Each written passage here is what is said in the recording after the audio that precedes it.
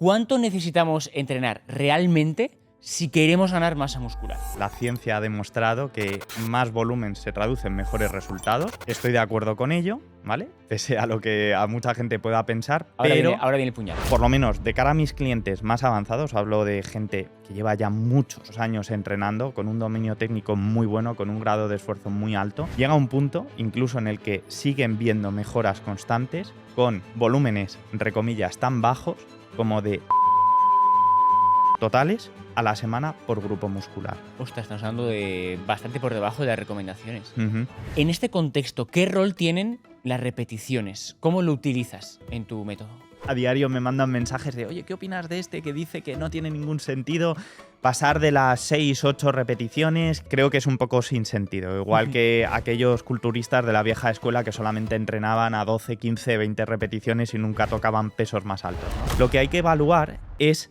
Voy a comentarte el nombre de algunas rutinas clásicas dentro del fitness y tú me das tu opinión. Las típicas rutinas Wader. Creo que son un sinsentido. Y yo soy el primero Estás que las hablando hace. del padre, uno de los padres del culturismo, ¿eh? Lo sé. ¿Qué mentalidad tenemos que tener, en tu opinión, si queremos tener éxito y construir un buen físico? Pues...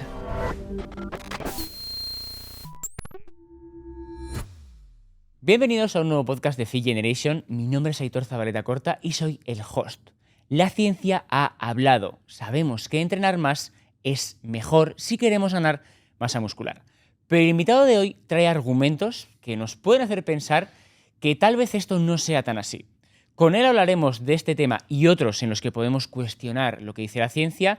Hablaremos de cómo tenemos que entrenar en diferentes circunstancias de la vida y también hablaremos de cómo un arquitecto ha acabado viviendo del fitness. Con todos vosotros, Coach Joseca. Muchas gracias, Aitor, por la presentación. Para mí es un verdadero placer estar aquí y nada, encantado de charlar contigo de todos los temas que surjan. Empecemos por un poco lo que más está inquietando a la gente después de esta intro, que es ¿cuánto necesitamos entrenar realmente si queremos ganar masa muscular? Vale, muy buena pregunta. Además, esta ha generado muchísimo conflicto, yo creo que desde hace ya un montón de décadas. A ver, has comentado que la ciencia ha demostrado que más volumen se traduce en mejores resultados.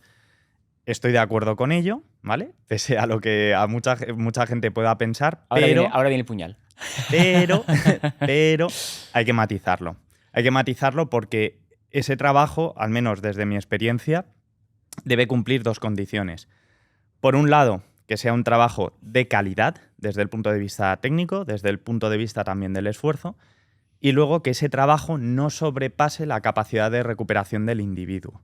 Entonces, poniendo esa limitación o dejando acotado el volumen entre esos dos parámetros, realmente a mí la experiencia también me ha demostrado que quizás sobre el papel, cuando lo analizamos de manera numérica en cuanto a series y demás, quizás ese trabajo no es tanto como el que muchas personas esperarían, sobre todo de cara a personas más avanzadas, personas que tienen una capacidad de esfuerzo realmente alta, personas que tienen un dominio técnico de sus ejercicios muy, muy alto y además también personas que son capaces de llevarse al límite en sus series de trabajo. Vamos a ponerlo sobre números. Bueno, en primer lugar, para que la gente se ubique un poco, ¿cómo podemos cuantificar o cómo podemos contar la cantidad de entrenamiento? Vale, aquí, bueno, tú lo sabes mejor que yo, hay muchísimo debate al respecto. Hace años se hablaba de las series de trabajo semanales, era pues como el estándar que se utilizaba. Más recientemente se habla mucho de las repeticiones efectivas y demás. Generalmente, esto del volumen de entrenamiento se suele tratar de definir con el objetivo de también saber qué estímulo estamos consiguiendo del entrenamiento. Pero hay que entender que tampoco hay una correlación directa, porque una serie no es una serie. Dependiendo del ejercicio, dependiendo del esfuerzo, dependiendo del rango de recorrido, el dominio técnico, esa serie puede aportar un tipo de estímulo u otro. Igual que el tema de la cercanía al fallo y demás. Y no podemos tratar todas iguales, ¿es a lo que te refieres? Exacto, eso es. Por tanto, ningún modelo yo creo que es perfecto, pero sí que nos da una orientación bastante buena. Ahora, en cuanto a tu duda, que era cómo cuantificarlo, ¿no? Exacto. El volumen, yo personalmente suelo hacerlo por el número de series. generalmente. No es perfecto, insisto, pero de entre todas las posibilidades que hay, al menos desde mi punto de vista, es quizás la más conveniente, al menos desde el punto de vista de la programación. Para poder contar esa serie, ¿qué condiciones tiene que cumplir? Vale, pues... O sea, ya sé que parece común, pero bueno, para que la gente lo ubique. Vale, pues por un lado, la cercanía al fallo. Ojo, hablo del fallo real, fallo muscular, es decir, cuando el músculo no es capaz de generar más fuerza, porque una cosa es ese fallo muscular y otra cosa es el fallo psicológico, y muchas veces se confunde, sobre todo ante ciertas condiciones de fatiga, quemazón y demás. Eso por un lado, y luego también destacaría quizás el dominio técnico, porque por mucho que te esfuerces, si la técnica falla, al final ese estímulo se está yendo a donde no nos interesa, ¿no? A lo mejor están involucrándose otros músculos que se están llevando el esfuerzo que no deberían y, por tanto, aunque la percepción del esfuerzo sea muy alta, de cara al trabajo muscular sobre ese músculo objetivo, pues no es tan interesante. Entonces, digamos, por resumirlo, que Ujú. un alto grado de esfuerzo con un buen dominio técnico hace que una serie sea una serie válida. Exacto. Pasemos a la siguiente. ¿Qué es lo que se recomienda hasta ahora? Que es un poco lo que hemos dicho de igual no hace falta tanto. ¿Qué es lo que se recomienda? Y luego pasemos a la siguiente, que es ¿qué recomienda Joseca? Vale, pues esto depende mucho de esos dos parámetros que en gran medida condicionan el volumen total necesario, que uno es el dominio técnico y el otro también es el grado de esfuerzo. Yo, a nivel personal, soy partidario de aquellas personas que tienen una menor experiencia, pautarles más volumen. ¿Por qué? Porque mueven menos peso, el dominio técnico es peor, por tanto, generalmente se va a dar antes el fallo técnico que el fallo muscular. Y luego, además, también son personas que necesitan acumular mucha práctica y pautar... Justo para conseguir ese dominio técnico. Exacto, Ujú. para conseguir ese dominio técnico. Entonces, ¿qué es lo que ocurre? Que una persona que tiene poca experiencia, desde mi punto de vista al menos, no tiene mucho sentido pautarle una o dos series de un movimiento técnicamente complejo, porque probablemente necesite acumular más series para de esa manera dominar antes el movimiento. Ahora, a medida que esa persona va ganando nivel, a medida que va ganando experiencia, se va volviendo más fuerte, su capacidad de esfuerzo es más elevada y al mismo tiempo también el dominio técnico aumenta. Por tanto, por cada serie que hace, es capaz de lograr un mayor estímulo, pero al mismo tiempo también acumula una mayor fatiga. Entonces, eso hace que, por un lado, no necesite acumular el mismo número de series para generar el mismo estímulo y al mismo tiempo esas series le están pasando, entre comillas, como una mayor factura a nivel de fatiga. Por tanto, lo más normal es que el volumen inicial poco a poco vaya menguando. ¿A qué ritmo? Depende mucho de la persona, depende también mucho de su contexto, de la edad que tenga, de cuánto duerma, cómo se alimente. O sea, todas esas cosas también entran en juego, pero no sería nada descabellado que después de unos años necesitase hacer la mitad del volumen o incluso menos. Justo eso es lo que pretendo hacer ahora, que es poner un poco números Ujú. a lo que estamos hablando. Grupo muscular por semana, es decir, para que la gente un poco lo ubique, cuando hablamos de series, estamos hablando de series por músculo a la semana. Si yo hago un curl de bíceps, 4 series, y luego un curl predicador, 4 series, estoy dándole 8 series al bíceps esa semana. Vale. Sabiendo esto, hay recomendaciones actuales que elevan este número de series a la semana a entre 15 y 25 más o menos. ¿Cuánto recomiendas tú en persona principiante y en persona avanzada? Principiantes, yo creo que lo mejor es partir de una base, o sea, no volverse tampoco demasiado loco a la hora de personalizar al máximo todos los parámetros, pero por la sencilla razón de que no hay una experiencia previa que te pueda dar una guía. No sé si me explico. Entonces, en un principiante, yo personalmente soy muy partidario de seguir el enfoque clásico de toda la vida de una división full body, 2 entrenamientos distintos, la selección de ejercicios en cada uno de esos días, limitarla a 6, 7 como máximo, de modo que los ejercicios que se hacen el lunes se vuelven a repetir el viernes, se vuelven a repetir el miércoles de la semana siguiente. O sea, realmente no estás hablando del volumen, sino que estás volcándolo más en lo que quieres que esa persona haga y en base a eso determinas el volumen. Exacto, eso es. Y normalmente, o sea, yo cuando tengo que pautar o diseñar una rutina para este perfil de atleta, generalmente suelo partir de las 3, 4 series de trabajo totales por cada movimiento. Y también ajustar ciertos parámetros para que de esas series, como mucho, una sea de máximo esfuerzo. Vale. O sea, dentro de los esfuerzos altos sabemos que hay varias gamas y una de ellas es un poco el más alto y las demás son un poco más suaves. Entonces, ¿esto en cuántas series semanales por músculo se traduce más o menos? Vale. Ya siento ser un pesado, ¿eh? Sí, claro. Pues estaríamos hablando de, si por ejemplo en el entrenamiento A se hace una sentadilla, ¿vale? Cualquier tipo de patrón de sentadilla, a lo mejor a 4 series, sería el único ejercicio de patrón de sentadilla y también en cierto modo para el cuádriceps, por así decirlo. Vale. A lo mejor en el entrenamiento B tendríamos una búlgara o unas extensiones de rodilla, unas extensiones de cuádriceps, también a 3-4 series. Por tanto, si el viernes otra vez hiciéramos otras 4 series de sentadilla, estaríamos hablando de 12 series aproximadamente. No está lejos de la recomendación actual. Exacto. Y de cara a una persona avanzada, que es lo que hemos comentado antes, ¿sí verías tú un descenso en ese número de series? Probablemente sí, porque llegará un momento en que las cargas que esta persona usa en su sentadilla, el grado de esfuerzo que es capaz de aplicar, también cuánto capaz es de empujarse en ejercicios incluso más analíticos, como unas extensiones de rodilla y demás, va a ser más alto y como consecuencia va a llegar un punto en el que a esas últimas series que estaba haciendo anteriormente ya no le saque partido, porque llega un momento que la fatiga previa que ha acumulado se lo impide. Entonces, bueno, aquí ya puede ser interesante plantear algún otro tipo de división o incluso una mayor variedad de ejercicios, etcétera, etcétera. Pero, yéndonos a datos ya concretos, por lo menos de cara a mis clientes más avanzados, hablo de gente que lleva ya muchos años entrenando, con un dominio técnico muy bueno, con un grado de esfuerzo muy alto, llega un punto incluso en el que siguen viendo mejoras constantes con volúmenes, entre comillas, tan bajos como de 6 a 8 series totales a la semana por grupo muscular. Ostras, estamos hablando de bastante por debajo de las recomendaciones. Y de cara al número de entrenamientos que tenemos que meter, que has dicho que para ti es una variable importante, ¿cuántos entrenamientos a la semana dedicas a cada músculo, más o menos? Bueno, también de cara un poco a esa perspectiva de entrenar menos, claro.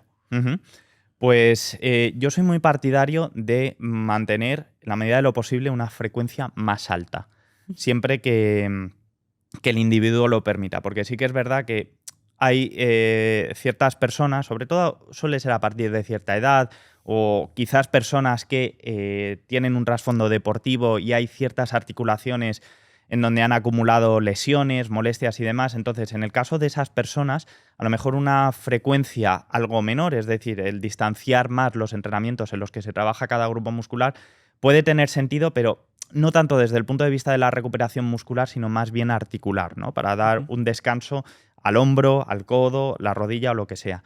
Pero si no hay esa limitación, yo soy muy partidario de mantener al menos una frecuencia 2, es decir, entrenar cada músculo cada tercer, cuarto día, o incluso también en personas de más experiencia, entrenamientos de cuerpo completo en días alternos, que de hecho es el sistema que vengo siguiendo yo desde hace un montón de tiempo. Y eso lo ves un poco más de cara a la longevidad, porque hay muchos culturistas, por ejemplo Mike Mentzer o Dorian Yates, que es lo contrario, son días muy densos, con muchísima carga, y tú en cambio propones una densidad mucho más baja, mucho más repartida a lo largo de la semana. Exacto, eso es. Por la sencilla razón de que de esa manera el trabajo por grupo muscular en cada entrenamiento no es exageradamente alto. Estamos hablando de entre 3 a lo mejor 6 series de trabajo efectivas por cada grupo muscular, también depende un poco de las prioridades y demás. Eso hace que el trabajo de calidad por grupo muscular en cada sesión sea más alto, pero gracias a ello también la fatiga acumulada no es exageradamente alta y por tanto es viable una recuperación después de 3 o 4 días. Entonces, desde mi experiencia, eso lo que permite es a lo largo del tiempo, a lo largo de las semanas y los meses, acumular un trabajo de mayor calidad en cada serie. Y de cara, por ejemplo, a otra variable que creo que es muy importante dentro del modelo que tú nos expones de intentar sacarle más jugo a menos trabajo, es el peso que levantamos, la intensidad que utilizamos. ¿Cómo distribuyes tú el esfuerzo dentro de las series que haces? Vale, muy bien. Bueno, has comentado intensidad y has hecho mención a la carga y al esfuerzo. Sí. Bueno, aquí yo creo que hay que hacer una distinción porque sí que es cierto que, bueno, tú esto lo sabes mejor que yo, en las ciencias del deporte generalmente se identifica la intensidad con la carga, ¿no? De que Eso es. suele ser un percentil del 1 RM, el 80 RM, 90 RM, 90%, 80% del RM. Que eso, bueno, desde el punto de vista a lo mejor del powerlifting o disciplinas más orientadas al desarrollo de la fuerza máxima puede tener sentido. De cara a la hipertrofia, al menos desde mi punto de vista, no tanto. Entonces, vamos a identificar la intensidad con el esfuerzo, lo digo para que no nos confundamos. Correcto. Antes mencionaba que en el caso de los principiantes suelo proponer un sistema en donde se acumulan varias series de trabajo en donde el grado de esfuerzo no es máximo y como mucho una serie en la que sí que lo es. Básicamente esto lo que permite es acumular algunas series con un RIR 2, un RIR 1 y luego como mucho una o dos a un RIR 0, es decir, el número de repeticiones en recámara. Básicamente para que esa persona pues tenga varias posibilidades a la hora de practicar el movimiento sin tener que exponerse tampoco a un esfuerzo máximo que puede hacer que se dé ese compromiso con la técnica. En cambio, en personas más avanzadas, yo soy partidario de reducir el volumen, sobre todo por ejercicio, y pautar, en todo caso, grados de esfuerzo más elevados. Porque, desde mi experiencia también, o sea, yo voy a mencionar mucho lo de desde No hay mi ningún problema.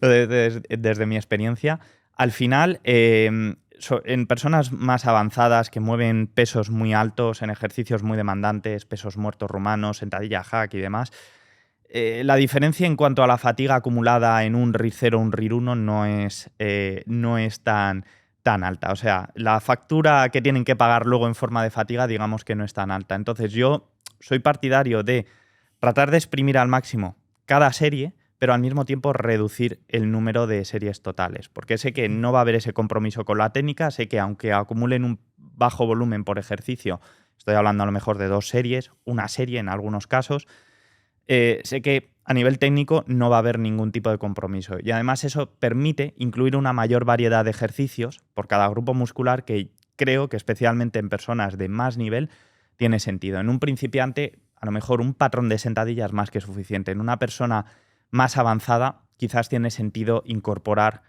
Más ejercicios. Exacto. Es curioso porque siempre hago la pregunta de, oye, ¿qué te gusta más? ¿Un mayor volumen con una intensidad más baja o una mayor intensidad pero volúmenes más reducidos?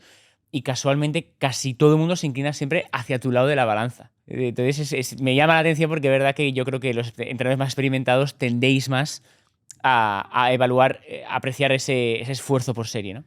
Es que hay un par de puntos que creo que son muy importantes a tener en cuenta. Por un lado, que hacer más volumen, o sea, nadie dice que no sea duro, porque obviamente cuando hablamos de ejercicios demandantes, más series, aunque sea esfuerzo submáximo, un RIR 1 o un RIR 2 real de verdad, sigue siendo algo muy duro, por supuesto, pero sí que es verdad que al final estamos hablando de la percepción del esfuerzo y ahí hay una subjetividad muy grande.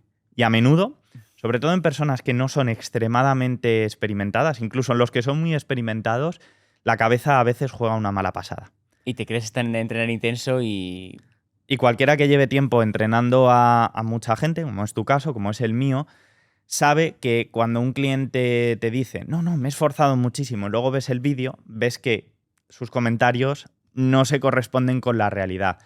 Entonces, hay ocasiones en las que incluso diciéndoles a tus clientes, oye, haz tantas repeticiones como puedas, eso sí, no empieces una repetición que sepas a ciencia cierta que no vas a poder terminar. O sea, yo no soy partidario de fallar como tal. O sea, una cosa es ricero, otra cosa es fallar. O sea, yo buscar el fallo es algo que no recomiendo tampoco.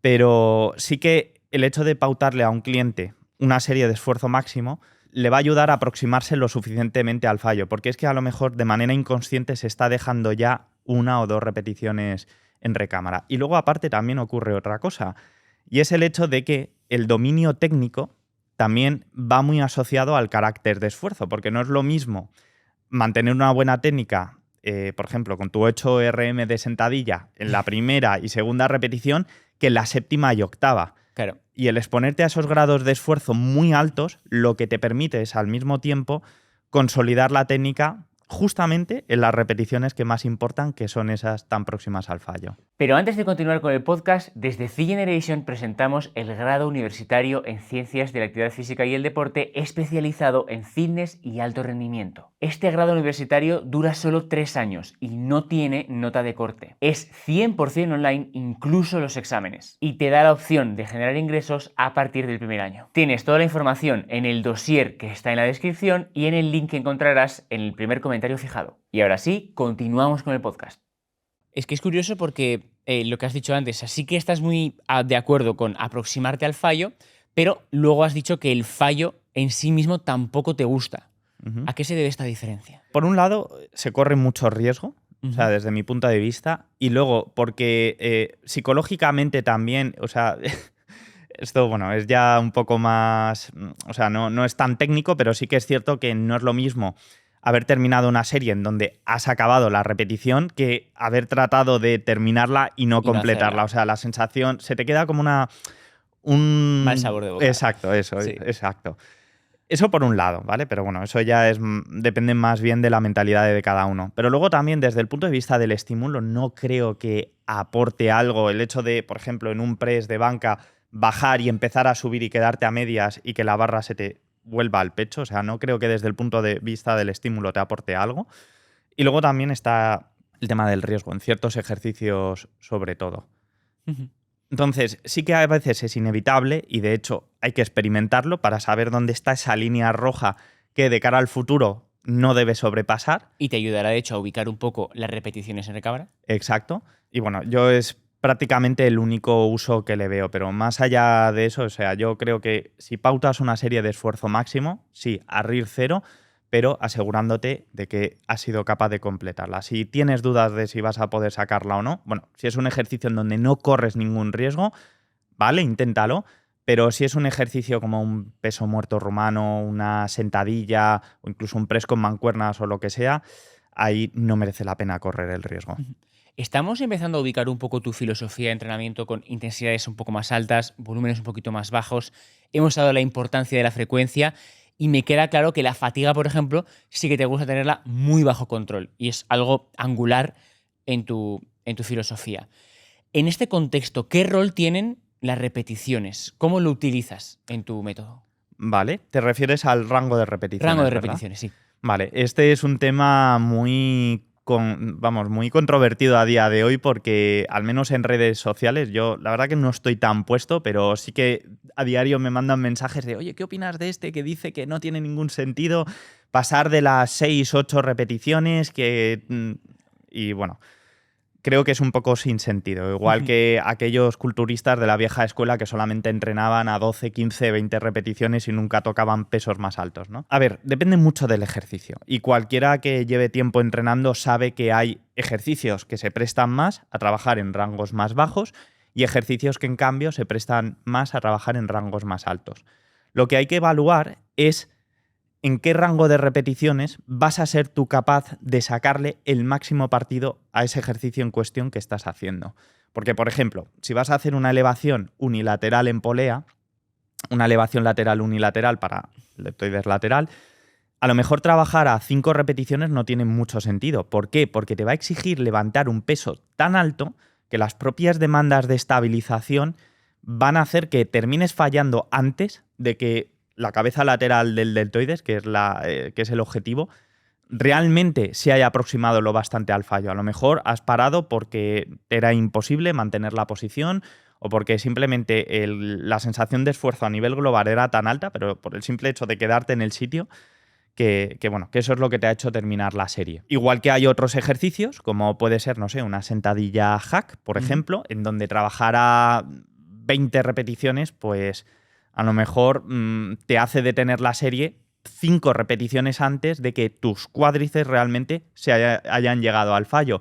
Porque la fatiga cardiorrespiratoria es muy elevada, porque se te fatigan los brazos, se te fatigan los trapecios, eres incapaz de mantener el suficiente empuje, ¿no?, de la espalda baja contra el respaldo, etcétera, etcétera.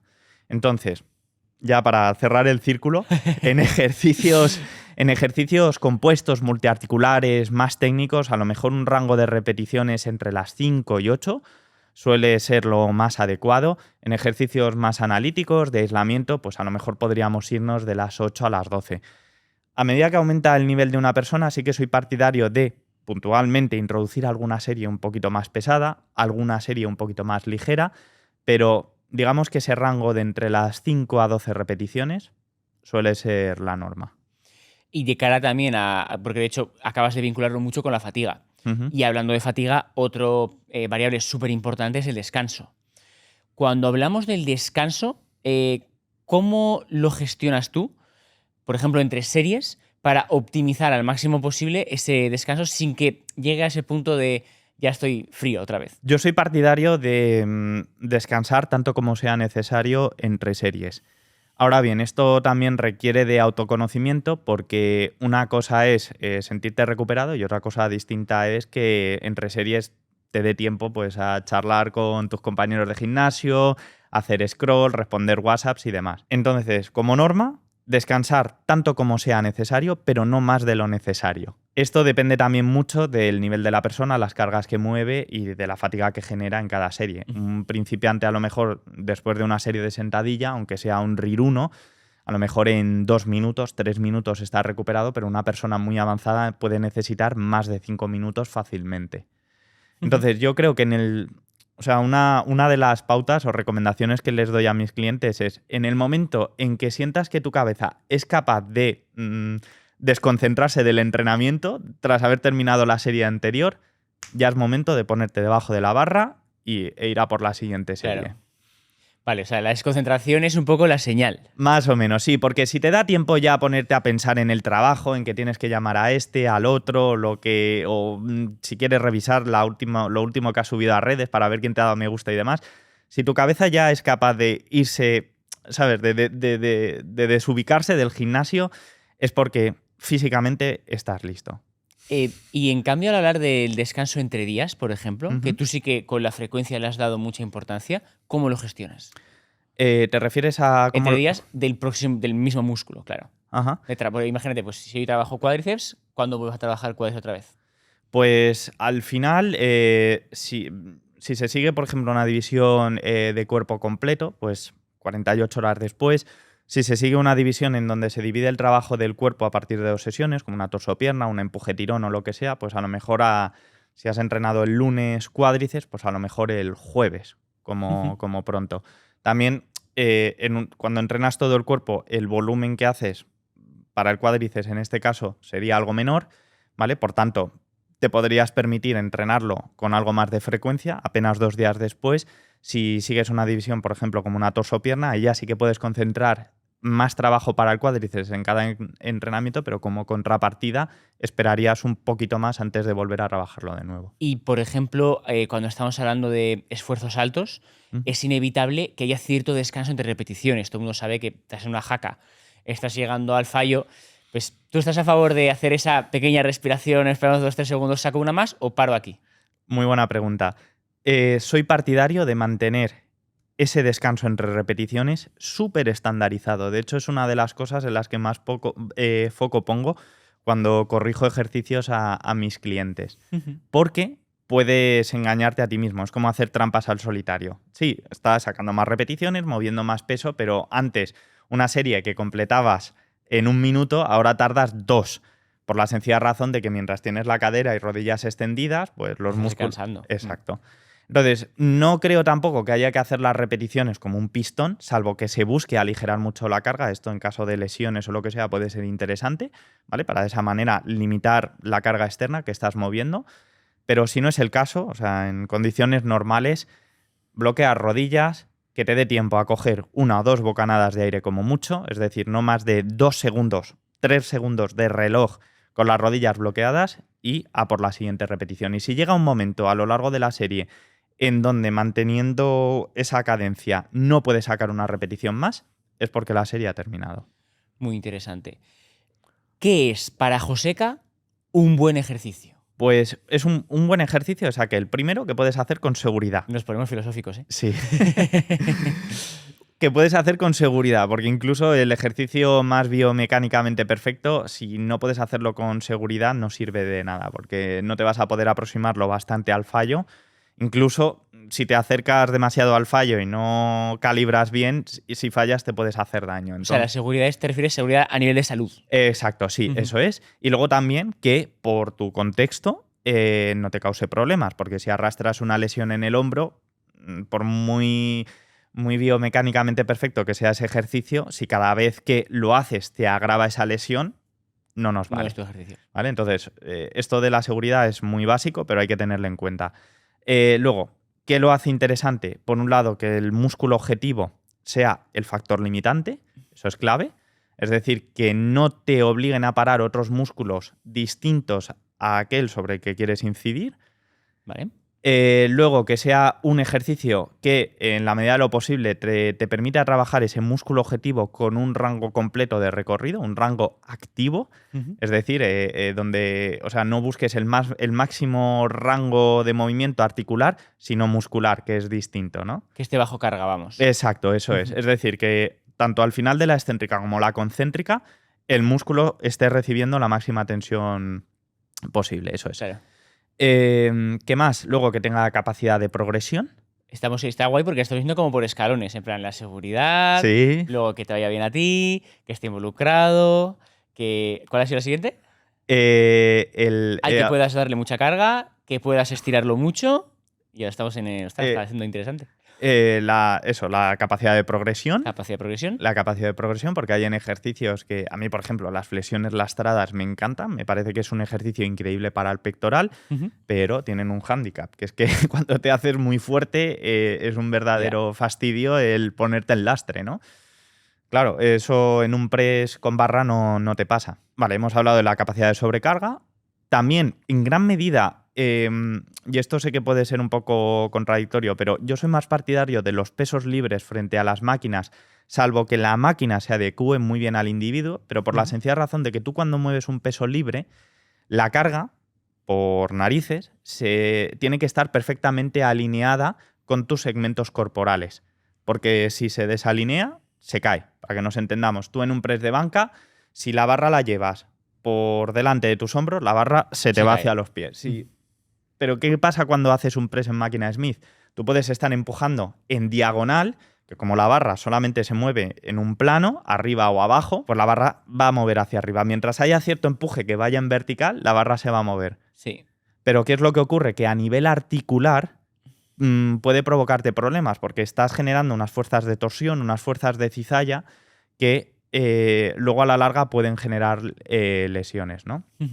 Entonces yo, me salgo un poco por la tangente, pero justamente esa es una de las razones por las que a principiantes soy más partidario de pautarles ejercicios con peso libre. Sí, pero igual también porque para ti la estabilidad no es un valor importante, las máquinas tampoco son tan importantes. Por ejemplo, si me preguntas a mí, en cambio, me gustan mucho las máquinas porque te permiten ir a morir sin morir.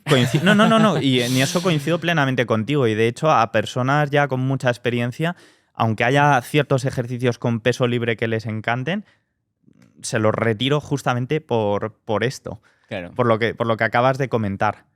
Pero depende del contexto del individuo. Pero por la sencilla razón de que a una persona que tiene, por ejemplo, muy bien dominado un press inclinado con barra, al pautarle ese mismo movimiento en una máquina Smith, es raro que no lo haga bien. Pero en cambio un principiante que no ha tenido la posibilidad de saber lo que es el equilibrar una barra con la mitad de su peso por encima de él, le va a costar, le puede costar. Claro. Pasemos al santo grial de los científicos como yo. Perdona, Aitor. Y el último punto, el escalón de la pirámide. Este es el octavo punto. Las 8 escaleras de Joseca. El último punto es que sean ejercicios que disfrutes. Importantísimo. Importante. De hecho, te diría que lo más, porque es lo último, porque no es tan relevante, pero si es falta ese, no... Sí, porque si no lo disfrutas, no te vas a esforzar lo suficiente, no te vas a comprometer con él tampoco el tiempo necesario como para que seas capaz de progresar y exprimirlo a nivel técnico, a nivel de esfuerzo. La parte del disfrute, aunque técnicamente no sea muy correcta, es clave. Las 8 escaleras de Joseca, próximamente las mejores librerías. Y bueno, pasando, como estaba diciendo, al santo grial de los científicos como yo, que en los últimos 5 o 6 años ha sido el estiramiento, el trabajo en estiramiento, lo hemos mencionado. ¿Qué opinas tú de toda esa psicosis que se ha generado, ¿no? Porque hay gente como muy extrema diciendo que el estiramiento es lo mejor, que sin estiramiento no vale para nada. Hay gente diciendo que el estiramiento solo se da al principio en mi opinión, sin una base fisiológica muy clara, pero bueno, ahí está esa gente también. ¿Qué opinas tú? Ni un extremo ni otro. O sea, no. O sea, sí que creo que, sobre todo los ejercicios en donde se somete a la musculatura objetivo una tensión muy grande cuando está estirada, sí que creo que tienen un mayor valor que aquellos que, por ejemplo, hacen mucho más hincapié en el acortamiento.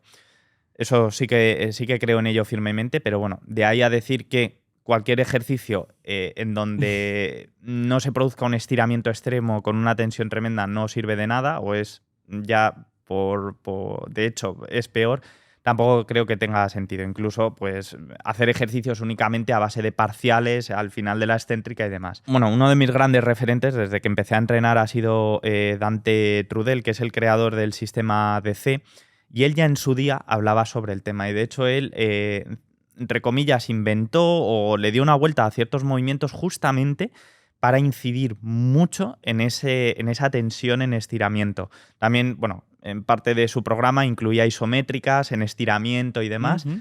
Él en su día decía que era para estirar la fascia. A día de hoy sabemos que eso no tiene ni pies ni cabeza, pero bueno, él lo que sabía es que daba resultados.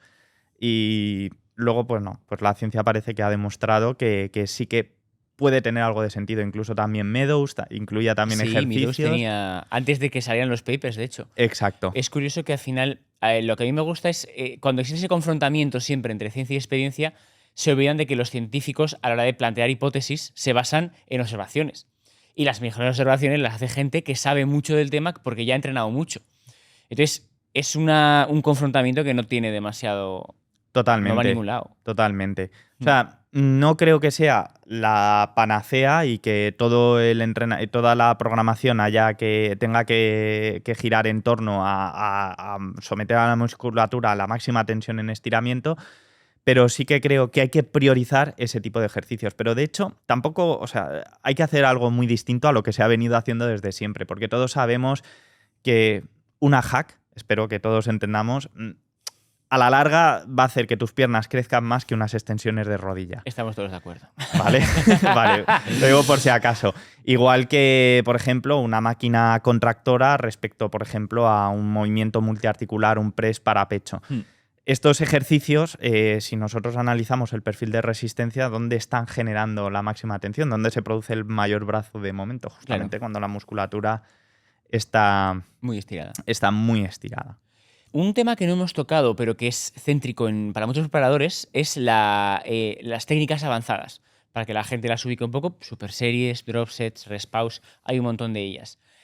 ¿Qué cabida tienen o qué sentido tienen dentro de tu programa? ¿Las utilizas, no las utilizas? Las suelo pautar, pero no tanto porque sean la panacea o porque vayan a generar un estímulo distinto al que se podría conseguir con series normales, sino simplemente como una medida para ahorrar algo de tiempo en los entrenos, sobre todo de cara a personas más experimentadas, porque las técnicas de alta intensidad, al final, si las analizas desde fuera, todas ellas cumplen siempre los mismos parámetros. Haces una primera serie de activación en donde te quedas muy cerca del fallo y luego, mediante bajadas de peso, pequeños descansos o lo que sea, lo que haces es acumular muchas más repeticiones muy cerca del fallo. Claro. Más repeticiones a un RIR 1, a un RIR 2, a un RIR 0. El rest pause funciona así, las mioreps funcionan así, las drop sets funcionan así, pero bueno, a costa de rebajar el peso, etcétera, etcétera.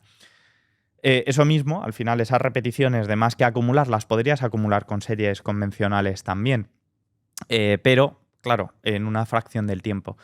¿Cuál es el hándicap que tienen? Que esas repeticiones que acumulas gracias a la técnica de alta intensidad, esas repeticiones extra que acumulas muy cerca del fallo, son con un alto grado de fatiga, un alto grado de incomodidad. Entonces, a menos que tengas un dominio técnico muy bueno y a menos que realmente seas capaz de acercarte al fallo, no tienen cabida, porque de nada sirve hacer, por ejemplo, una drop set en prensa si de primeras, en cada bajada de peso, te estás quedando a 5 o 6 repeticiones del fallo. Es que, de hecho, en los estudios que hay al respecto, lo que hacen es comparar el efecto de ambas y, claro, las series avanzadas las técnicas avanzadas suponen mejoras mayores a las normales cuando el volumen es diferente.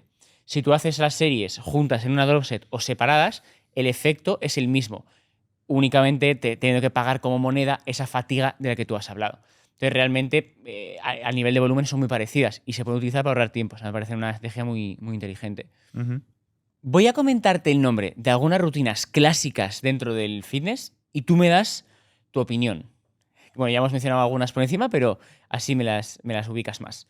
La Heavy Duty de Mike Mentzer. Primero coméntame un poco cómo es esa rutina y luego me das tu opinión. Vale, yo tampoco soy pese a lo que mucha gente cree que, porque, bueno, como entreno bastante duro, me gusta mucho empujarme y demás, pues automáticamente lo vinculan con Mense, pero tampoco soy muy fan de él. A ver, hay que entender una cosa, y es que Mense lo que promulgaba al principio de su carrera es muy distinto de lo que promulgaba al final. De hecho, vamos, esto no solamente lo opino yo, sino muchísimas personas, mucho más inteligentes que yo, que al final se le fue un poco la cabeza, porque pautaba a lo mejor entrenar un músculo cada 10 días, 2 semanas, Wow. a una única serie. De hecho, tiene una rutina, si no me equivoco, perdón si meto la pata, creo que era la de consolidación o algo así, que eran 3 ejercicios en cada sesión y no volvías con 2 entrenos distintos y creo que no repetías, o sea, no volvías al gimnasio como mucho, tras 7 días, 9 días. O sea, al final era una locura. Pero sí que al principio de su carrera mantenía un enfoque muy parecido al que te he comentado antes. 2 series por ejercicio, una cosa así. A lo mejor en la segunda serie incluía algún tipo de técnica de alta intensidad, como alguna negativa extra, alguna asistida o lo que sea, y con una frecuencia algo más alta. Entonces, esa primera parte de Mensen me gusta porque sí que le veo mucho sentido y además concuerda mucho con lo que luego la experiencia me ha demostrado, pero digamos que a medida que fue pasando el tiempo, como que se fue radicalizando, fue llevando cada vez más y más sus ideas al extremo y ahí ya es donde... No te gusta tanto. Exacto. Las típicas rutinas Wader. Creo que son un sinsentido. Y yo soy el primero Estás que las hablando del padre, bueno, uno de los padres del culturismo, ¿eh? Lo sé.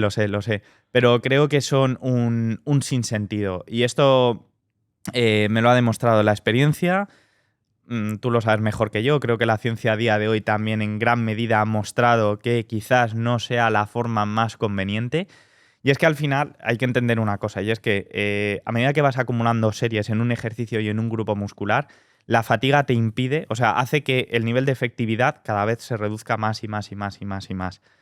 Entonces, ¿tiene sentido acumular 15, 20 series para el pecho el lunes, por ejemplo? Pues no le veo mucho sentido porque a lo mejor realmente efectivas han sido las 6 primeras series, 8 como mucho, pero a partir de entonces es trabajo extra que estás haciendo que a nivel de estímulo cada vez te aporta menos, pero que a nivel de fatiga, porque el estímulo, digamos, que hace...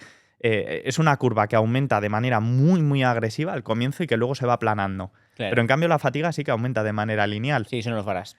Exacto. La fatiga sí que aumenta de manera lineal. Entonces hay que entender que al principio las primeras series que haces tienen un rango muy interesante entre la fatiga que acumulas y el estímulo que aportan, pero que llega un momento en el que... Yo creo que, en mi opinión, si me permites darla, porque esta no es mi entrevista, pero Sí, me sí, gusta por hablar y con profesionales que vienen aquí al final. Sí es cierto que tenemos la realidad biológica y la realidad psicológica que quieras que no están entrelazadas. Entonces, si tú eres una persona con una tolerancia a la fatiga brutal, que estamos hablando de los culturistas, que son los que popularizaron este método, y además también cuentas con una motivación psicológica de hacer mucho pecho, porque hay gente que reventarse ese día le encanta, pues igual es una buena rutina para ti. Pero en términos objetivos, tener tanta tolerancia a la fatiga no es fácil. Y lo que dices tú es cierto. O sea, llega un punto en el que la propia conexión neuromuscular es mucho peor. No puedes reclutar correctamente el músculo. Y eso va a hacer que el estímulo empeore. Uh-huh. Y limite el volumen que puedes meter. Entonces estoy bastante de acuerdo contigo. O sea, me gustaría puntualizarlo eso, que realmente también está la realidad psicológica, que hay gente que igual le va bien, pero... Totalmente. No, yo he tenido clientes a los que les he pautado este tipo de rutinas porque les encantaba. Y cualquier otra cosa que fuera distinta a ellas les generaba desmotivación, no se esforzaban. Y al final, pues el tema del disfrute es importante porque va asociado al final al esfuerzo. Y también hay que matizar otra cosa, y es que muchas veces se habla de las Wader como frecuencia 1, ¿no? De entrenar pecho el lunes y hasta el lunes siguiente no lo trabajas. Pero, claro, si tú, por ejemplo, el lunes has entrenado pecho, pero el jueves entrenas tríceps y en ese entrenamiento de tríceps metes unos fondos en paralelas, por ejemplo, u otro día tienes hombro y metes un press muy inclinado en máquina Smith, en cierto modo también estás acumulando trabajo efectivo para el pectoral. Igual que si un día, por ejemplo, haces espalda y metes un peso muerto y luego el día de piernas trabajas femoral, ¿no? Entonces también hay que entender que al final puede haber muchos grupos musculares que no los estés entrenando con una frecuencia 1, sino superior. Hablemos de las rutinas de Ronnie Coleman. No tienen un nombre que yo sepa conocido, pero es un estilo de entrenamiento particular. Coméntanos el estilo de entrenamiento y tu opinión. No estoy demasiado puesto, así que disculpad de antemano por si meto la data, pero creo recordar que lo que hacía era pirámides, ¿no? En donde iba Eso es. Metiendo... Y es curioso porque luego lo combinaba mucho con repeticiones más bajas. Es curioso, sí. Bueno, a ver, los resultados están a la vista, nadie puede discutir con ellos. También estamos hablando de probablemente el culturismo, o sea, un prodigio genético que es el mayor prodigio genético que yo creo que ha visto la historia del culturismo.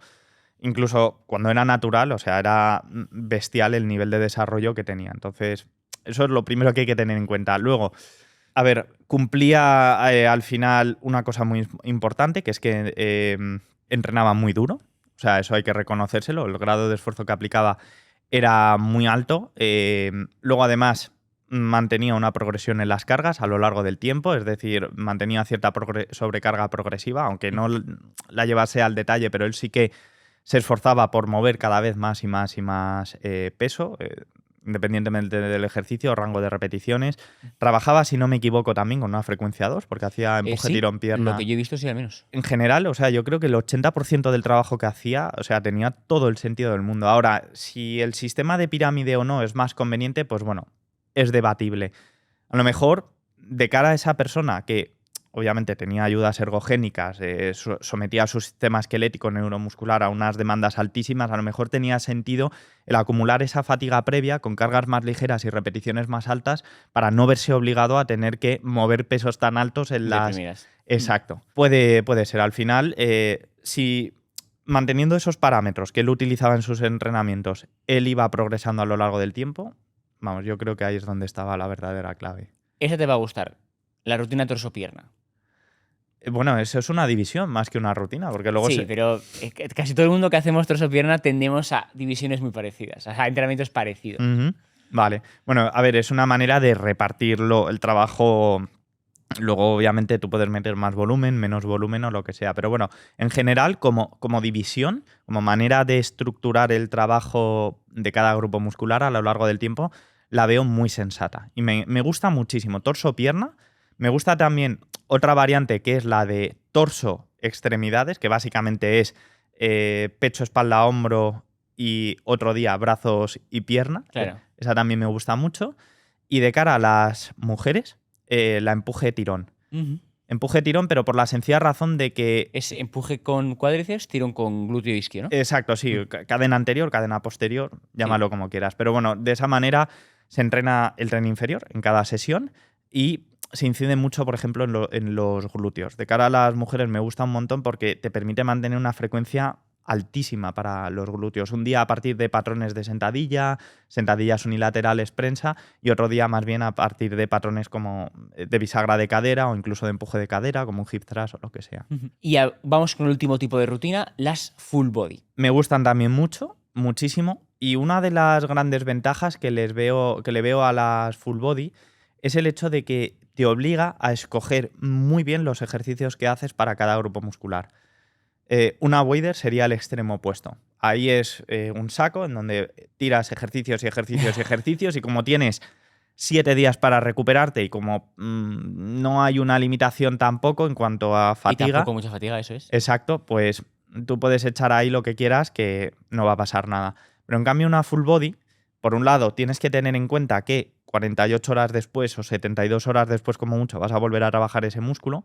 Entonces, tienes que ser precavido en cuanto al volumen total que acumulas y al mismo tiempo también, como en cada entrenamiento no haces más que 1 o 2 ejercicios por músculo, tienes que escogerlos muy, muy bien. O sea, te vas a quedar con los más efectivos y aquellos que no estén al mismo nivel los vas a dejar fuera. Entonces, también a nivel de aprendizaje, o sea, de conocer muy bien cuáles son los mejores ejercicios para ti, dominarlos muy bien también y demás, creo que es súper efectiva. Entonces, por acabar un poco este tema, dentro de lo que es esta filosofía de entrenamiento, de hacer un poco menos, sacarle más partido a cada serie, ¿cuál es la rutina ideal para Joseca? En términos generales, tampoco hace falta que seas súper específico. Simplificándolo al máximo, y esto aplica tanto a personas de más nivel como de menos. Luego, el hecho de que tengan más o menos nivel lo que hará es que la selección de ejercicios sea más amplia, más pequeña, que los rangos de repeticiones sean un poquito más amplios, más pequeños, etcétera, etcétera. Pero en general, divisiones tipo full body, divisiones tipo torso-pierna, push-pull, variantes, ¿vale? En donde se trabaja medio cuerpo en una sesión y medio cuerpo en la otra. Y con un volumen moderado, como mucho de 3 a 6, también depende. En una full body a lo mejor 2-3 series por grupo muscular. En una torso-pierna push-pull a lo mejor nos podemos ir de 4 a 8. Y entrenar cada músculo cada tercer día, quinto día a lo sumo.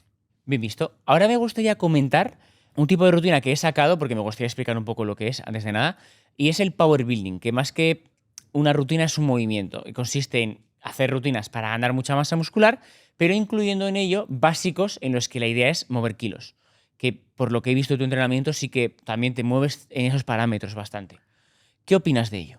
Aquí te lo tengo que discutir. No sé hasta qué punto se mueve mucho con esos parámetros. O sea, yo sí que soy muy partidario, lo comentaba antes, sobre todo al principio, cuando una persona empieza a dominar muy bien los patrones de movimiento, saber moverse, saber desplazar su cuerpo en el espacio sin tener ninguna restricción para mejorar el equilibrio, la estabilidad interna y demás, que eso se puede conseguir con las máquinas, sí, pero no de la misma manera. Entonces yo sí que creo que una persona que está empezando debe centrarse especialmente en movimientos con peso libre. Ahora, que estos movimientos tengan que coincidir con los movimientos de competición del powerlifting, ahí es donde puedo discrepar. Porque al final estamos hablando de 3 movimientos que son totalmente arbitrarios, como es el peso muerto, la sentadilla y el press de banca, que sí que es cierto que en general para la mayoría de gente pueden ser válidos, pero quizás no para todo el mundo, o quizás no a partir de cierto punto, porque todos lo sabemos. O sea, una sentadilla trasera con barra puede ser increíble para alguien que tenga las palancas adecuadas, torso largo, fémures cortos sí, y demás, pero a lo mejor para otras personas es un ejercicio de espalda baja, aductores y glúteos. O sea, para ti, por ejemplo, una hiperextensión puede ser un básico. Sí, o sea, yo o sea, el término básico lo identificaría más bien con un ejercicio que sea, en la medida de lo posible, con peso libre, que permita mover mucho peso, o sea, y que te permita también tener un margen de progresión enorme a lo largo del tiempo. Y sí que debería coincidir con los patrones básicos de movimiento del cuerpo. Por ejemplo, podría ser un peso muerto piernas rígidas, o un peso muerto rumano, o un peso muerto convencional desde bloques. Ya habría que adecuarlo un poco a las características de cada persona. De cara a un empuje horizontal, pues puede ser un press plano con barra perfectamente, pero igual valdría un press inclinado o incluso un press con mancuernas. De cara al patrón de sentadilla, una sentadilla trasera, una sentadilla incluso en máquina Smith, una sentadilla hack. O sea, en ese sentido yo no soy nada dogmático, pero sí que creo que todo el mundo debería hacerse como sus básicos. Vale. Que son esos ejercicios que le deben acompañar a lo largo de toda su carrera en el gimnasio y que además le van a servir como vara de medir el progreso que está consiguiendo a lo largo del tiempo. Vale. O sea, que power building, pero a tu medida. Exacto, sí. Y luego los rangos de repeticiones, pues bueno, sí que creo que sobre todo de cara a personas más experimentadas, incluso bajar, aunque el objetivo sea la hipertrofia, bajar en algunas series a las 3, entre 3 y las 5 puede tener sentido, pero de forma esporádica y puntual. Si no, la mayoría del tiempo, entre las 5 y 8 o las 8-12 más o menos. ¿Cuál dirías que es la principal razón por la cual una persona que entrenamos, o bueno, una persona de la calle, cualquiera, no progresa? Pues por un lado, la falta de constancia, y ojo, cuando hablo de falta de constancia no me refiero a la hora de ir al gimnasio, porque hay gente que sabemos que religiosamente cumple tantos días por semana a lo largo de muchos años, pero le falta constancia con lo que hace dentro del gimnasio. Claro. A nivel de mantener fijos los parámetros de su entrenamiento, mantener la rutina, los ejercicios, etcétera, etcétera. y manteniendo esos parámetros constantes, buscar una progresión a lo largo del tiempo. ¿Qué es lo que pasa la mayoría de veces? Pruebo esta rutina, 4 semanas. Al principio las mejoras que se producen son sobre todo a nivel neural porque te estás adaptando a tu... Empiezas a volar. Exacto, y de un entreno a otro pues coges mancuernas más pesadas, metes más... Todo es maravilloso, pero después de unas semanas ya te estancas, ¿no? Y no es que te estancas, sino que te enfrentas con la realidad de lo que es el progreso, que es mucho más lento de lo que a lo mejor creían. Entonces cambian de ejercicios, cambian de distribución y de nuevo entran en esa luna de miel, ¿no? Con la nueva rutina, con los nuevos movimientos y así van saltando y saltando a lo largo de los años. La clave está no en no hacer cambios nunca, porque eso tampoco, pero solamente cuando son necesarios. Y justamente creo que la verdadera mejora se produce cuando se agotan esas adaptaciones iniciales y cuando esa repetición extra o ese aumento de un 1 o 2% del peso te cuesta sudor y muchísimo esfuerzo. Cuando llegas a ese punto es cuando de verdad la rutina te empieza a aportar resultados. Y es un poco donde te recomiendas mover a la gente. O sea que... Claro, porque la luna de miel es muy bonita, pero... Sí. O sea, un poco la razón por la que no progresan es que no asumen que estás en una luna de miel. Exacto, eso es. Y en el momento en que se desenamoran, pues pasan a otra rutina, ¿no? El famoso síndrome del objeto brillante. Y luego también, bueno, pues en muchos casos el hecho de no contar con la supervisión de un entrenador que a día de hoy antes educaba, o sea, sí que tenía un papel educativo muy importante el entrenador. A día de hoy el acceso a la información es tremendo, sí. Pero el problema que hay como consecuencia de ese exceso de información es la falta de foco y la falta de prioridades y demás. Esto hace muchísimos años no ocurría, o sea, y por eso la gente mejoraba tanto incluso siguiendo rutinas sin sentido. ¿Por qué? Porque confiaban ciegamente en ello y no se lo cuestionaban. A día de hoy parece que estás haciendo la rutina perfecta y al día siguiente te metes en Instagram, haces scroll y te llega un fulano que te dice que lo que estás haciendo no sirve de nada y que tienes que probar esto. Y ya te entran las dudas, claro. Esto, lo otro, quizás no vale, venga, pruebo esta otra cosa. Y entran ahí en un bucle constante. Antes de pasar a hablar un poco de ti como persona, como entrenador, me gustaría hacerte una última pregunta, que yo creo que va a resumir bien tu filosofía, que es, ¿qué mentalidad tenemos que tener, en tu opinión, si queremos tener éxito y construir un buen físico? Pues asumir que la constancia a largo plazo supera a todo lo demás. O sea, es lo más importante del mundo. Eso lo tenías preparado, no me jodas. No. Es que lo he repetido tantas veces que es que me lo sé de memoria. O sea, la constancia a largo plazo. El hecho de que puedas mejorar un 3-5% más con una torso-pierna que con una push-pull, que con una push-pull legs, no marca apenas la diferencia. O sea, lo realmente clave es que mantengas una constancia a lo largo del tiempo, que asumas que progresar, sobre todo después de cierto punto, es algo que cuesta horrores, muchísimo, pero no por ello tienes que abandonar y no por ello te tienes que plantear cambiar cada 2x3. O sea, tienes que asumir que la monotonía es parte del proceso. Sí. Igual que un nadador, un tenista o lo que sea, no cambia su técnica de saque, de brazada y demás por haber quedado segundo en una carrera, tú tampoco deberías hacerlo si notas que de un entrenamiento a otro no has visto una mejora clara o no estás progresando tanto como lo hacías hace unos meses. Claro. Y ojo, esto no significa no hacer cambios nunca, porque sí que cuando son necesarios pueden tener sentido. Pero hay que asumir que este es un proceso sobre todo de constancia. Hecho. Y que el progreso lento, pero constante, es donde está el verdadero secreto. Pasando a un plano más personal tuyo, Joseca, ¿qué sorpresa me he llevado cuando he visto que eres arquitecto?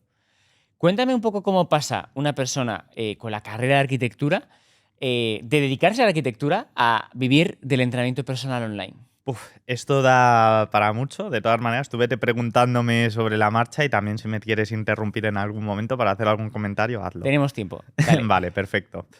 A ver, voy a adelantarme a la carrera. O sea, yo empecé a hacer deporte desde que tengo memoria. Hice distintos deportes, pero digamos que el que me tuvo atrapado durante muchísimos años fue la vela. Vela de competición. Exacto, la vela ligera. Empecé con 7 u 8 años, una cosa así, y a los 14 sí, fue a los 14 o los 15, cambié de categoría, pasé a otro barco, un barco que era muy, muy exigente a nivel físico, y ahí fue cuando empecé a entrenar con pesas.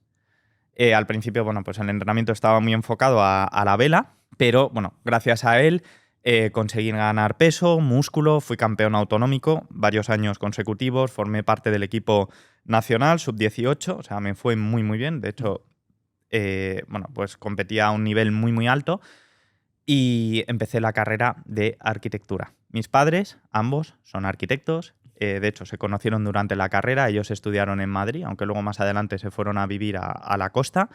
Y yo me fui, como ellos, a Madrid, a la Politécnica, que de hecho por aquel entonces, cuando yo empecé la carrera, que era el 2007, 2008, pedían una nota de corte aún muy alta, ¿no? Porque luego hubo una debacle en el sector y ya las notas de corte bajaron, pero bueno. Pues el 2007, pleno boom de la burbuja inmobiliaria, claro, todo el mundo quería estudiar arquitectura. Exacto, había muchísima, muchísima demanda. Entonces, yo era bastante empollón de pequeño, saqué la nota, me fui a Madrid, tuve que dejar la vela, pero continué con el entrenamiento con pesas, ¿no?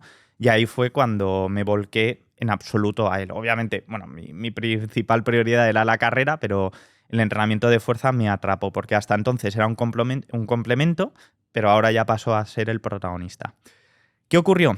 Que fueron pasando los años durante la carrera y, como comentaba antes, yo la empecé en el 2007-2008 y, pues como todos sabemos, ahí hubo una crisis tremenda.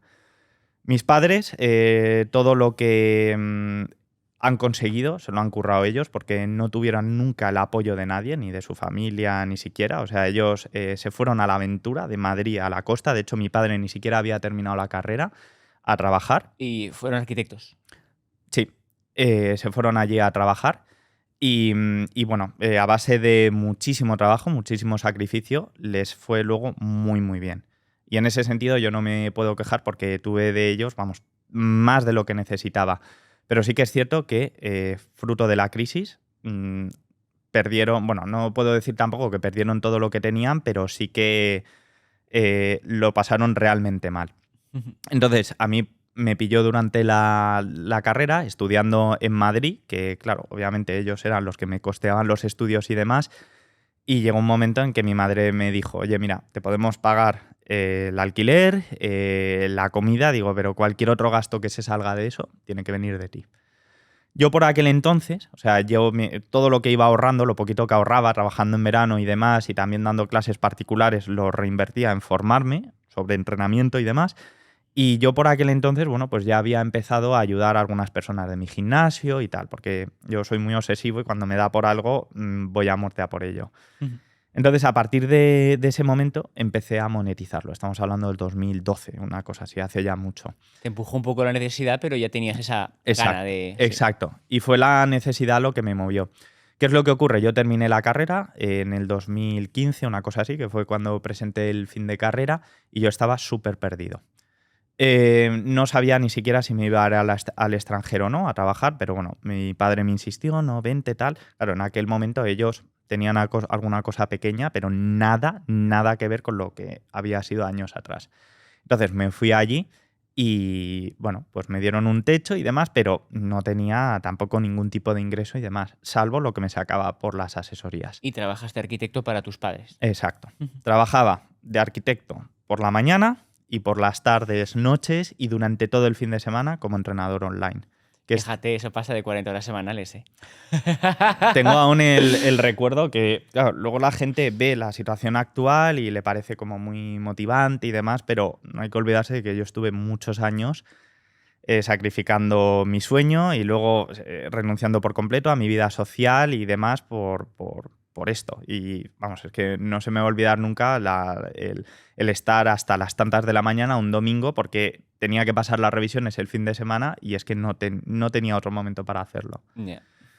Y bueno, a base de tesón y mucho trabajo, pues poco a poco el tema del entrenamiento online fue destacando. El tema de la arquitectura no tanto, trabajábamos muchísimo, pero luego las cosas no salían. Y esto me llevó también a muchos conflictos con mis padres, porque claro, ellos al final pues, me habían costeado la carrera de arquitectura, ellos son arquitectos, también veían claro, tienen una concepción acerca del estatus, ¿no? De lo que supone estudiar cierta carrera respecto a otra, dedicarte a esto o lo otro, un poco anticuado. Tenemos encima la flecha de los tontos de la clase, con el chándal. Un poco anticuado, porque a día de hoy, claro, ellos en su época, ellos terminaron la carrera en los 70, 80, y por aquel entonces el ser ingeniero, arquitecto, no es lo mismo que ahora. Claro. Antes, el número de arquitectos que salían al mercado laboral cada año era muy limitado, había más posibilidades y demás, que ojo, no quiero decir que lo tuvieran fácil ni mucho menos, pero es distinto a como es ahora. Y bueno, a base de muchos enfrentamientos y luego de continuar por mi cuenta, pues poco a poco el tema del entrenamiento online lo fui sacando adelante y hubo algo que supuso un punto de inflexión tremendo, que fue cuando Alberto Álvarez, conocido como The Macro Wizard, pues me propuso participar en la adaptación de las pirámides de nutrición y entrenamiento. Aquí estoy hablando ya del 2018. Recuerdo aquel libro, qué librazo. Y claro, él creo que se fijó, si no me equivoco, en un blog que llevaba escribiendo desde que empecé, en el 2012, una cosa así.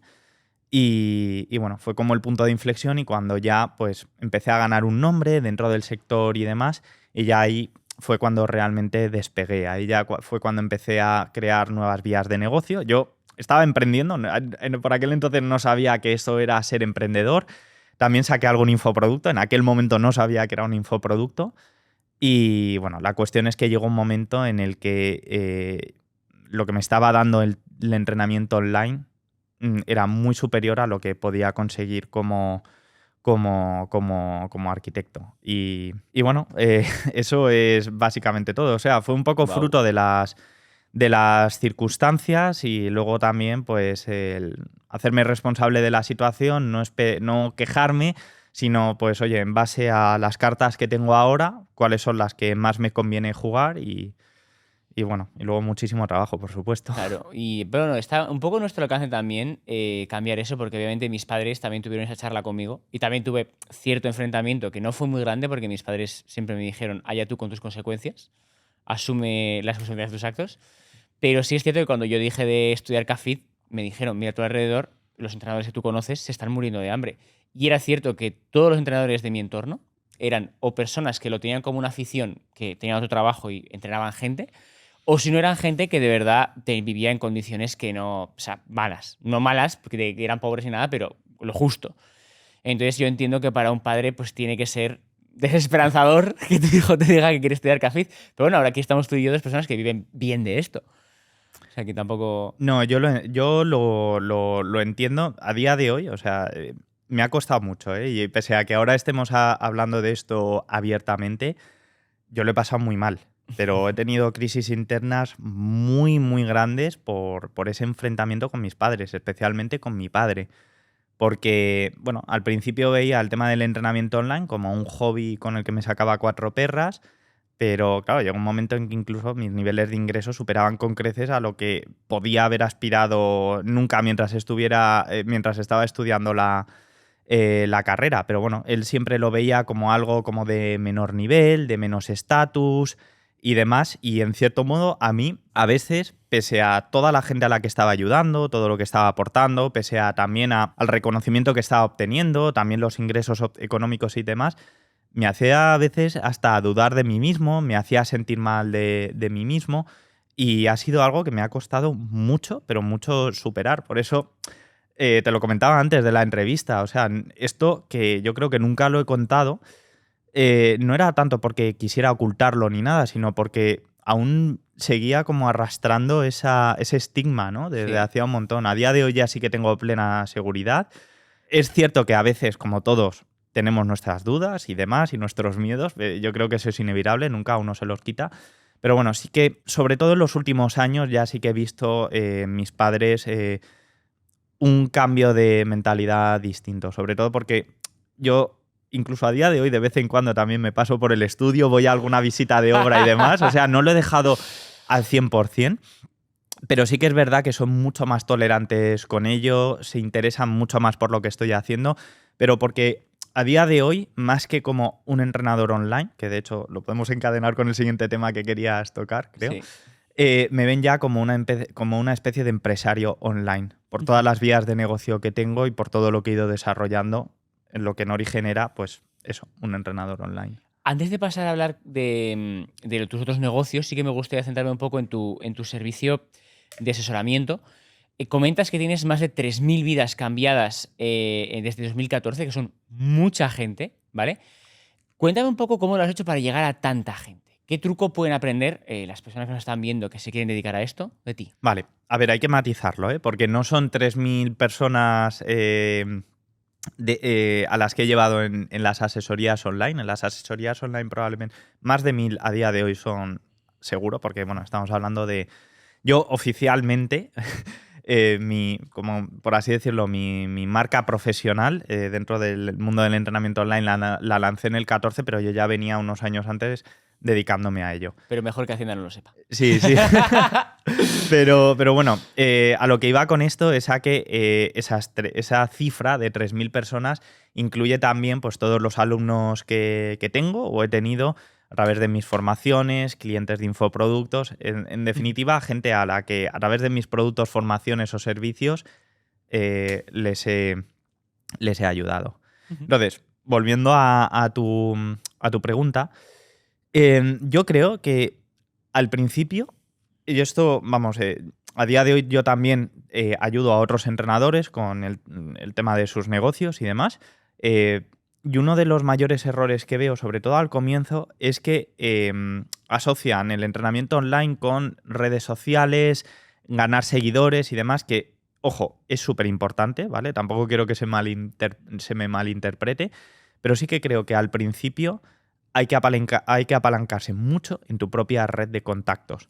Por la sencilla razón de que tú cuando empiezas en redes sociales, con perdón, eres un don nadie. Claro. Eres un don nadie que está compitiendo por la atención de muchísimas otras personas. Pero en cambio, tú normalmente cuando empiezas con el entrenamiento online eres una figura referente para tus familiares, para tus amigos, para tus compañeros de gimnasio y demás. Entonces creo que es fundamental empezar a ganar experiencia con ellos y empezar a acumular casos de éxito a través de ellos. Yo al principio, cuando empecé, no tenía ninguna estrategia, iba un poco a ciegas, pero es que fue como empecé. O sea, yo empecé trabajando con los compañeros que tenía en el gimnasio, antiguos compañeros de clase, luego me puse en contacto con incluso hasta gente que iba conmigo a campamentos de pequeño y fue así como empecé. Claro, cuando me pasé ya al mundo de las redes sociales, ya tenía una cartera de casos de éxito muy grandes y podía comunicar desde la experiencia y también ya podía proyectar cierta autoridad, pero porque tenía unos resultados que lo respaldaban. Claro. De cara a esos inicios, esto es una duda que se plantea mucha gente. ¿Tú recomiendas trabajar gratis? Hay que asumir una cosa, y es que al principio, por muy bien formado que estés, y aunque duela, vas a ser malo. Sí, ¿vale? Sí. Porque una cosa es saber mucho de entrenamiento, y otra cosa distinta es saber trabajar para que otras personas consigan resultados. Claro. Es muy distinto. Es muy distinto, porque una cosa son los conocimientos técnicos y otra cosa es el tema del servicio. Entonces, trabajar gratis. No lo veo mal, pero justo si estás empezando, o sea, nada más empezar, quizás sí. De todas maneras, o sea, mi opinión al respecto ha ido cambiando un poco a lo largo de los años. Creo que a lo mejor al principio sí, cuando quieres poner a prueba, por ejemplo, el sistema de seguimiento que usas con tus clientes, cuando quieres ver también de qué manera vas a gestionar las comunicaciones con ellos y demás, pero simplemente para que te sirvan de conejillo de indias. Cuando ya lo tengas más o menos un poco estructurado, ahí ya sí que creo que es conveniente empezar a cobrar. Ahora, trabajar gratis a día de hoy sí que creo que tiene mucho sentido. Si tú, como entrenador online que está arrancando, te quieres poner a trabajar al servicio de otro entrenador online, que para ti es un referente, para conocer desde dentro cómo gestiona su negocio. Yo, si empezase a día de hoy, sin duda haría eso. Le preguntaría a ese entrenador online referente, oye, ¿qué tareas son las que más por saco te dan? Me encargo yo de ellas, pero quiero saber cómo trabajas, quiero ver cómo hacer las revisiones a tus clientes, quiero ver cómo gestionas sus problemas y demás. Porque eso, sin duda, o sea, de ahí puedes aprender muchísimo. Sobre todo al principio, si no tienes recursos económicos como para pagar una formación, una mentoría o lo que sea. Es que, de hecho, mucha gente esto no lo sabe, porque ahora el entrenamiento online es una industria. Pero cuando empecé yo y cuando empezaste tú más todavía, no era nada. Es que yo empecé hace 6, 7 años, en 2018, con WhatsApp y Excel. Así es como empezamos. Y es que entonces no podías trabajar para nadie porque no había nadie. Entonces, los primeros años fueron... Y de hecho, si yo empezara, es lo que dices tú, trabajaría para otro, posiblemente gratis al principio y luego cobrando, porque al final pues hay que aprender, pero ostras, es que enfrentarte a lo que yo he tenido que enfrentarme, que es montar un negocio de cero, porque no tienes ni puñetera idea de lo que hay que hacer, es duro. Y si ya se tienes adelantado ese trabajo, porque has trabajado para otro, aunque sea cobrando menos de lo que tú consideras que tienes que ganar. Por supuesto. O Es una sea, pasada. llegas al premio sin las cicatrices. Exacto. Las cicatrices duelen. Es que la No, gente no. piensa que... Claro, sí, sí, esto ocurre siempre. O sea, tú cuando ves ya el resultado, es el símil este de, ¿no? Que se le ve a él en la cima y la gente ve la montaña, ¿no? La pared vertical y a la persona en la cima y le aplauden, pero luego se ve como la imagen desde atrás y el camino a la cima está lleno de obstáculos, de monstruos. Es que es literal. Sí. Entonces, Sí. yo, o sea, sí que, o sea, comentabas lo de empezar trabajando gratis, luego cobrando, por supuesto, pero también digo otra cosa. O sea, la propia persona, la que te pongas en sus manos, va a ser la que te lo va a decir. En el momento en que tú ya empieces a ser realmente productivo para él o para ella, te va a decir, oye, esto ya no lo vas a seguir haciendo gratis porque es que estás sumando a mi negocio. Y Entonces, aparte no quiero que te vayas. exacto, Claro. exacto. Y quiero Es que- retenerte, digo, porque si de verdad estás haciendo un buen trabajo, vamos, tú lo sabes. O sea, a día Sí, de sí. hoy encontrar talento, por mucho que se diga y aunque duela, es que es complicado. O sea, no es tanto el tema económico, es más bien el tema de talento, es el tema de predisposición Y compromiso. y compromiso. Es curioso que en la época en la que más formados estados de la historia, lo que falta es el puto compromiso. Y es que es difícil encontrar gente. Yo tengo una suerte que te cagas con mi equipo, no tengo ninguna queja, pero hasta que hemos llegado aquí nos hemos comido unos cuantos sapos, ¿eh? Mm. Vamos a hablar de qué vives actualmente, porque ya hemos hablado de tu servicio de entrenamiento online, pero tienes más negocios, como ya has comentado. Cuéntame un poco qué negocios tienes y cuánto puedes llegar a ganar un buen mes, para que la gente se ubique de lo que es vivir bien en el fitness. Vale, muy bien. Pues por un lado sigo manteniendo las asesorías online, Ujú. que la verdad que estoy muy, muy contento. No es para echarme flores, pero creo que hago muy buen trabajo fidelizando a mis clientes, que es que donde realmente creo que está la clave. Y donde más falla el mercado, porque es Exacto. difícil encontrar gente con compromisos de más de 6 meses. Exacto. Esto, bueno, ya nos meteríamos en una madriguera de conejos, ¿no? Sí, pero tiene mucho que ver también con cómo comunicas, el tema de la marca personal y demás, ¿no? Porque al final uno atrae lo que proyecta y según tú, el mensaje que proyectes y demás, vas a atraer a un tipo de cliente u otro, ¿no? Y luego, o sea, eso a la hora de captarlos, pero luego también a la hora de fidelizarlos es importantísimo hacer un muy buen trabajo. Afortunadamente, a día de hoy, vamos, es que hago memoria y casi todos los clientes que me han ido entrando han sido por recomendaciones de otros. Casi que no me hace falta, no me ha hecho falta promover mucho ese servicio. Qué bueno. Entonces, tengo las asesorías que me encantan y seguiré manteniendo sin duda porque al final también es un ingreso no predecible, no, porque no hay garantías al 100% de nada cuando uno emprende, cuando uno tiene su propio negocio, pero bueno, sí que es recurrente y es constante, ¿no? Entonces eso te da una base pues muy buena y una seguridad. Y luego, tengo formaciones, he hecho formaciones presenciales, seminarios presenciales en mi propio gimnasio. He lanzado también infoproductos en forma de programas de entrenamiento, también varios cursos enfocados a la técnica, selección de ejercicios, también una membresía. Y desde hace algo más de 2 años también mentorizo a otros entrenadores online. Ujú. Surgió un poco por casualidad, porque también otra de las vías de negocio que tengo son las consultorías 1 a 1, que son personas que a lo mejor no necesitan que las asesore, pero sí que periódicamente quieren tener llamadas conmigo simplemente para asegurar de que mantienen Están el haciendo rumbo cosas y bien. demás. Ujú. Sí, que luego se pueden gestionar ellas mismas. ¿Qué ocurrió? Que hacía ya mucho tiempo que la mayoría de personas que me estaban contratando esas llamadas eran entrenadores. Oye, ¿y cómo haces tú el onboarding? Oye, ¿y cómo les llevas tú el tema del seguimiento? Oye, ¿y cómo haces tú para las llamadas de venta? Y me dio tiempo darme cuenta y dije, coño, si hay tanta gente que me está preguntando por estas cosas, digo, probablemente si crease algún tipo de De formación Ujú. en donde explicase todo esto de la A a la Z bien estructurada, tendría sentido. Y nada, abrí plazas por primera vez en el 2023, a finales, una cosa así. La verdad que tuvo un recibimiento mucho mejor que el esperado y bueno, es otra de las vías de negocio que tengo también ahora. Ingresos. La última parte, Yo vale. lo iba a decir, pero... El morbo. El morbo. A ver. Tiene un mes objetivo, o sea, un mes bueno que digas, oye, pues Sí, este es un buen mes, para que la gente se ubique. Vale, perfecto. A ver, voy a decir la cifra, ¿vale? Y sé que habrá gente que dirá que se lo está inventando, que es vamos a poner en contexto todo lo que he contado antes, ¿vale? Qué Que hype, esto... madre mía. No, lo digo porque, claro, a día de hoy puede... Pero hay un trabajo detrás muy grande y un montón de conflictos internos, familiares y demás. Lo digo y meses que han ido mal también, claro. Exacto. Exacto. Vale, lo digo porque, o sea, es un trofeo al que llega... Bueno, trofeo, a ver... Sí, que sí, no he es un llegado trofeo, eso... es un Sí, trofeo, exacto, que no es fácil, no es nada fácil. Y de hecho eso, antes que lo sigas y que la gente que nos está viendo sepa, yo siempre pregunto la cifra y tal, casi todos, por no decir todos los que estamos aquí, hemos pasado meses malísimos en los que estábamos contando los euros porque no nos daba. O sea, Totalmente. no penséis que somos todos todo el rato ricos y famosos y tal, porque no funciona así. No, en absoluto. En absoluto. Y además, bueno, luego seguimos. Vale, te comento las cifras, Sí. yendo al grano. Desde hace ya bastante tiempo, afortunadamente, de forma constante supero las 5 cifras mensuales. Y luego, sí que es verdad que fluctúa mucho de unos meses a otros. Un buen mes, varias decenas de miles de euros. Varias decenas, 3 decenas, 4 decenas. ¿Hablamos de facturación? Sí, Ah, de facturación. Todavía. No. A ver, bueno, esto hay que aclararlo, porque una cosa es lo que facturas, otra luego lo que tributas, que es un pico, un cacho bastante importante, Sí. más luego también los gastos que tienes.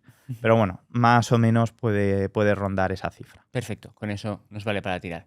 ¿Hay alguna cosa más que decir que te he interrumpido? Perdóname. No, nada, en absoluto, pero a pesar del morbo que dé hablar de estas cifras, o sea, recordar una vez más todo el trabajo que hay detrás y todo lo que ha supuesto llegar ahí. Lo digo porque a día de hoy me hierve un poco la sangre cuando me meto en Instagram y sobre todo porque como que se ha sofisticado mucho el mercado del entrenamiento online y demás, entonces hay mucho gurú. No te hace falta crear contenido, no sé qué, y comparten, yo qué sé, casos de 10.000 euros en 2 semanas, en 3 meses. Cuidado con esto. O sea, porque es como el mismo síndrome de objeto brillante que comentábamos antes en el entrenamiento, Claro. pero aplicado al negocio. O sea, mucha gente no es consciente de lo que requiere llegar a eso. Claro. Y a ver, bueno, realmente tú lo que has dicho, a mí lo que me impresiona de ti es que es una persona que tampoco tiene tantísimos seguidores, no tienes unos números impresionantes en tus posts y estás facturando 10.000, 20.000, 30.000. Ostras, son números muy buenos. Y lo que tú decías tú, no hace falta ser Lady Gaga para vivir de entrenamiento online.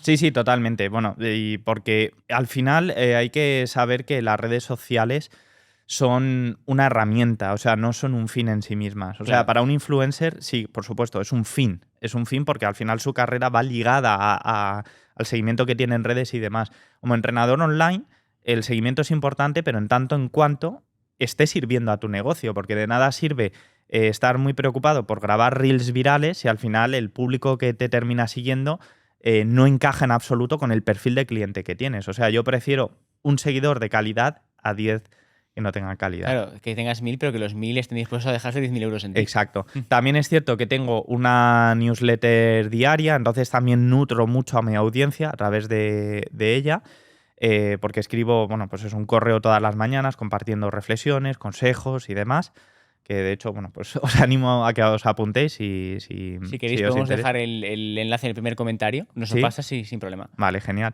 Y eso también pues es una vía muy, muy interesante para fidelizar a la audiencia, sin duda. O sea, requiere también de ciertas dotes a nivel de escritura y demás, porque hay que hacerlo entretenido. Hay que hacer el copy. Eso. Exacto. Pero a mí personalmente me gusta mucho. De hecho, me siento más cómodo así que frente a una cámara grabando y demás. Yeah.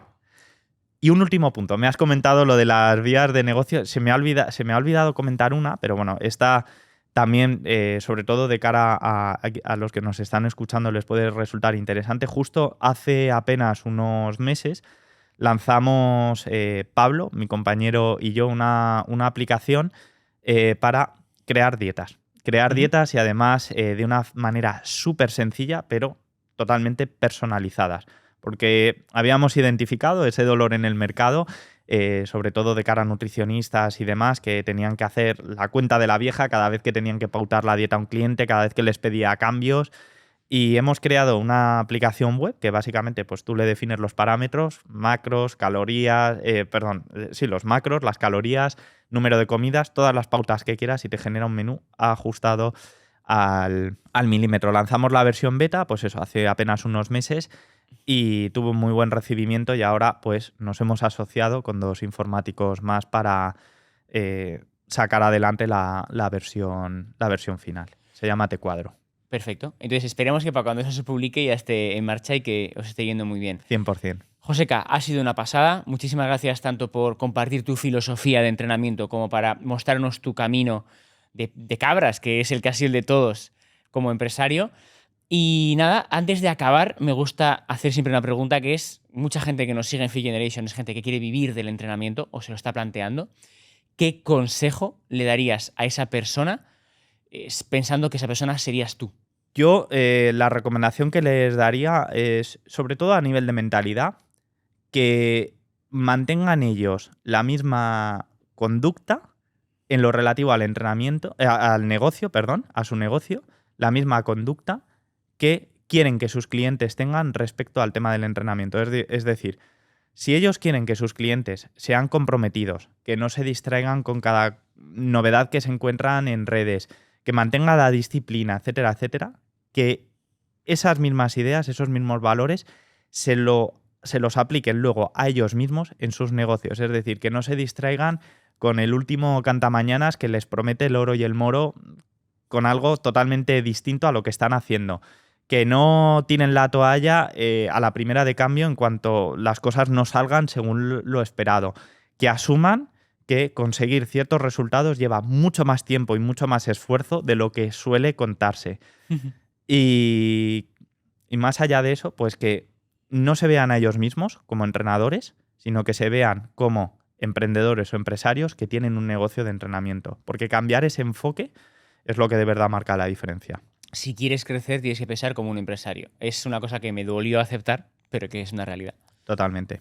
Y a ti, muchísimas gracias por llegar hasta aquí. Si quieres conocer la newsletter de Joseca, la tienes en el primer comentario con sus redes. Y si quieres saber más sobre nuestras formaciones, por ejemplo, el grado universitario en Ciencias de la Física y el Deporte que acabamos de lanzar, también tienes toda la información ahí.